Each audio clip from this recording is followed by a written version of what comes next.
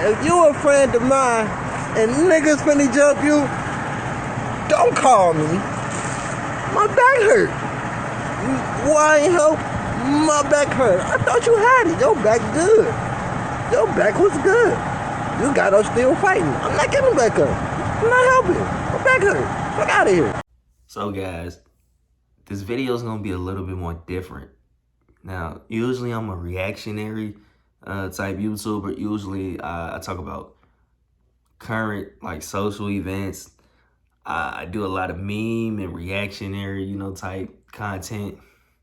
But this video is gonna be a little bit more personal, a little bit more closer to home, about how I feel about certain things.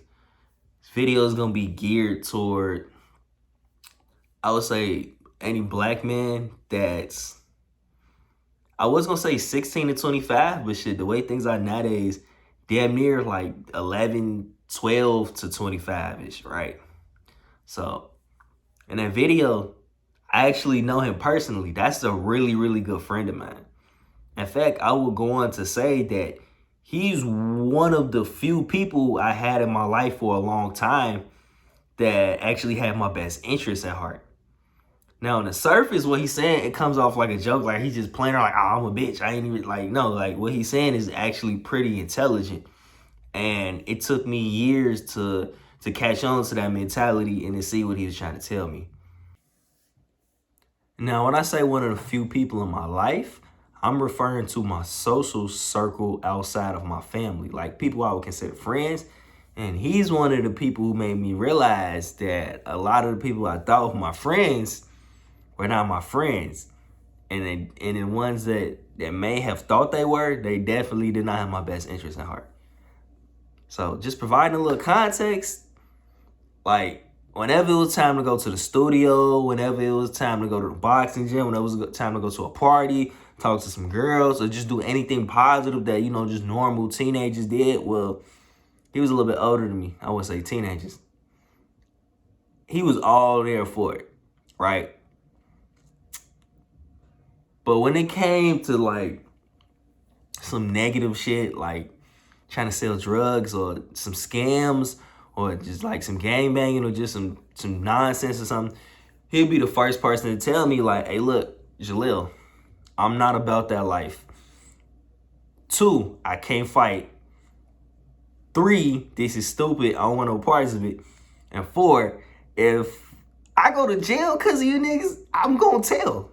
And he kept it real with me. He always told me that. Now, I'd be like, in my mouth at the time, like, because again, I'm a lot younger than him. I'm like, oh, you kind of a bitch, Trail. But at the same time, it's like, I know, in my mind, I'm thinking like, I know my homie a bitch. So it's like, I kind of respect him because that he knows his lane. He knows what he's about. He knows what he's not about. He's telling the truth, right? So I respect him for it because like, he a cool guy. He cool to be around. I was like, I don't need anybody to be anything that they not. The only thing I used to think was weird is like, well, why the fuck you always hanging around us, right? But like I said, I didn't need him to be something that he wasn't. He was my homie. He was someone that I could talk to. In fact, he's one of the few people, as far as shit, just in general, like that actually supports my YouTube channel, which is why I'm doing this video about him to express my point. But like, he used to tell me like, bro, I'm not going to jail for you. I'm not doing this. And he wasn't fucking kidding, because there was a lot of times where we would get into into a fight in the projects or some shit would happen, and he'd be like, it don't got nothing to do with me. And a lot of crazy shit actually did happen to him because he was hanging out with us. Like if we get into it with some guys or something like that, I'm kind of talking about something that happened actually, but I'm not trying to be specific. He's always getting caught by himself because of some shit that had nothing to do with him. And that's why I'm finna get into the point of this video. He really wasn't a bitch at all. He was really smart for the way he thought. The only thing that wasn't smart that him and me both did was hanging around the wrong people. I cannot stress to you guys, like, birds of a feather flock together. Now, what does that mean? You can't be hanging around a certain type of people, a certain type of demographic, and not expect their actions or their energy or whatever they do to be transferred to you, right? So me, I used to be the type of guy, I'm down for whatever. If it's a fight, we gonna fight. We doing this or whatever. Just off, not even just being a follower, but it kind of was me being a follower indirectly, because I'm thinking like, these people that care about me, I care about them, so I'm gonna come running if they need something, right? I'm gonna protect them. That's my mentality, right? I went to college for 6 months. I ended up having to drop out to come home and help my family. But when I came back home and I'm like, okay, it's grind mode. I'm finna work a job. I'm finna, I'm finna work full time at Wendy's. I'm finna do my thing and try to help my family in projects and try to get myself out of trouble, because I'm tired of hanging around, waiting to get arrested or waiting to put my life in danger or something because of somebody else. When I started slowly waking up, that's when I started to notice a change. Well, why you don't want to hang us so don't want you to live? Where you at? I'm at work, bro. I don't have time to kick it with you niggas and do shit like this. Like, y'all really not even getting no money to keep it real with you. So it's like, it may be lame to work in Wendy's or whatever, but I ain't got motherfuckers shooting at me. I ain't gotta have crack rocks and shit in my mouth. Like, our life isn't in danger, right? So when it comes down to feeling like you need to be down for somebody, the question is, are they really down for you? Because you will find yourself in situations where you're fighting a fucking case, or you're getting in trouble for some shit that ain't have nothing to do with you. Or you will literally have problem with guys, or have people literally trying to fucking kill you because you chose to get involved in something that didn't have anything to do with you. Anything at all. But you thought that you was obligated to get involved. Why? Because you thought these niggas was your friends, right? Well, newsflash. Anybody that really fuck with you, anybody that really cares about you, they ain't gonna never encourage you to get involved in some shit that ain't good for you. This should be common sense, but it's really, really not to a lot of people. Especially to a lot of young black men who grew up without their fathers, who were raised around women who are a little bit more emotionally orientated in the way they think. People who the only male role models they had were really not the best ones, right? So when women don't have their father in their life or anything like that, they look for love from men. Men who don't have their fathers in their life, 9 times out of 10, not in every case, but in a lot of cases, especially in urban environments, they look for love in the street, and they look for love through camaraderie. What the fuck? I can't pronounce the word. Basically, through their peers, through other men their age and their social circumstances, right? The only love, the only validation you need is yourself at the end of the day. At the end of the day, you should only be concerned about people who are genuinely concerned about you. When I was like, I want to say 15 or 16, I had got suspended at school for fighting. Similar situation what I was speaking on before. And special shout out to Mr. Murphy. If you ever see this video, he told me flat out, bro, you should not be hanging around no niggas that you can't gain anything from. And at the time, I heard him, but like I didn't interpret what he said correctly, because I took it like he was saying that you should use people. Now that I'm in my 20s and I'm a lot older and I think differently, I understand what he meant. People are investments, guys. Your relationships with people are investments. So you put something in, you should get something out.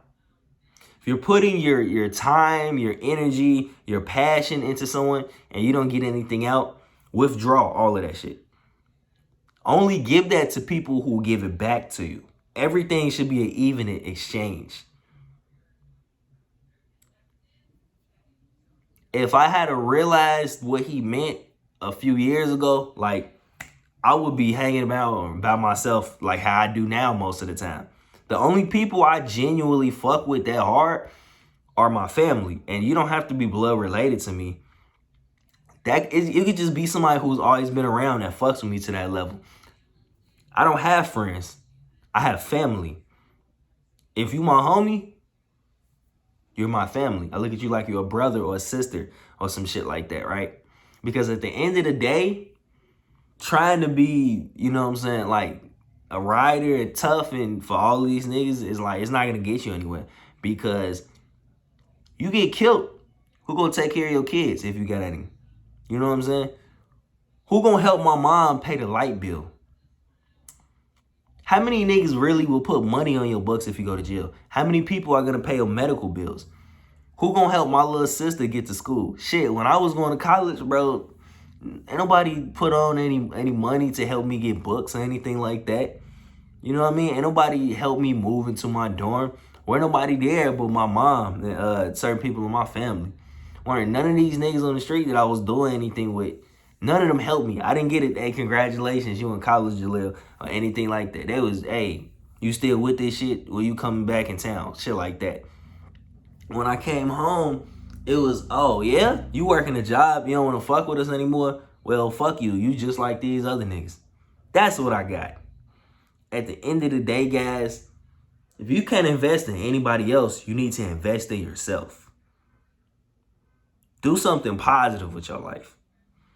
Now, if you really cut like that and that's just the type of nigga that you are, or that's what you want for yourself, then by all means, but just know what you're signing up for. Like the saying, dead or in jail. I come from a family where I have 14 aunts and uncles on my father's side. All my uncles, even a lot of the women in my family, they are all decorated street niggas. But, like I just said, a lot of them are dead. A lot of them are in jail or they've been in and out of jail. Or they've had to move out of town or their head is on a swivel because of shit that they did in their life. Basically, none of them have had happy endings, or at least what I consider in my world. The uncle that I want to be like is the one who was married, who has kids, who has a legacy.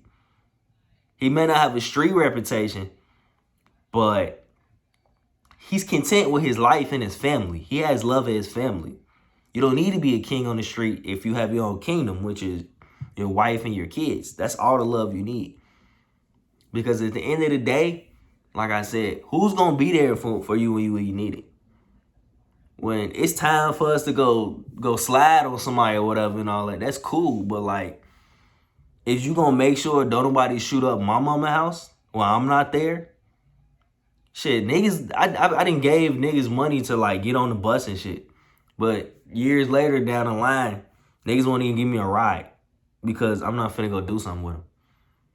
Niggas will literally be like, hey, come help me shoot up this person's crib, or come help me fight this person, come do this. How many people will be like, hey, bro, you know, you can get this certificate and you can make like $20 an hour. Hey, bro, this stock is up like 15%. We should all get some money invested in it. Instead of they be like, let's go get an 8-ball or some shit like that. It will never be, let's save up and let's start a business together. I don't get shit like that. So the point that I'm trying to make is, guys, it's okay to not be about their life. It's okay to be like, I'm not finna help you fight. I'm not shooting it. I'm not doing none of that shit. Because that's exactly how I think right now. And I dare a motherfucker to tell me I'm wrong. If you are not my mother or my sister or my brother, somebody that's really close to me in my immediate family, my girl, I don't have any kids, but if I had kids, or it's somebody that I know that really, really means well, I'm not doing shit for you, bro. I'm not going to jail for you. I'm not finna shoot shit for you. I'm not finna help you fight unless we together and some shit just breaks off and I just happen to be with you. I don't give a fuck because at the end of the day, ain't nobody gonna make money for me. Ain't nobody gonna take care of my family. Ain't nobody gonna put no money on my books if I go to jail. And that is my point, guys. To any young black men watching this video, bro, do what makes the most sense for you. Don't worry about what your peers are doing. Don't try to be like your peers. Not because you just want to be like everybody else, or not because you feel like if you really care about somebody, you'll come running from them. Don't do that shit. It's a waste of time. Being about their life is not worth it because you will get nothing from being about their life. it's stupid. It's stupid to take on anything that has nothing to do with you and for you to get the consequences from it. They will too, but again, if you don't have anything to do with it, what type of sense does that make? You're not doing anything but taking away from yourself and the people who really do need you, right? Like, for example, right now, you might be in a position where you're the only person working in your house, or, you know, you're one of the key breadwinners in your family. Some niggas, hey, bro, we just got into it with some niggas on 79th. Let's go down there right now. You go have a shootout with some niggas. Either you get killed or you get locked up. Now what? What happens to your family? But see, people don't think like that. And that is my whole point. What he said in that video was coming off like it was a joke and it was silly and all of that shit. But he's really right. And that's one of the realest shit that you could possibly say. That ain't got nothing to do with me. Keep that shit over there. So I went from thinking that my homie's like, and he a bitch, to thinking like, damn, he's one of the smartest people I done hung around my whole life. So this is just a little random video. This was just my opinion, guys. This is just me just spitting off of the top of the dome, just reacting to his video. So let me know what you guys thought. If you like when I take more of an approach like this to content, and you got anything else you want to hear me talk about or anything personal, let me know. Make sure you like, comment, subscribe, all of that good YouTube stuff. Just fuck with my channel.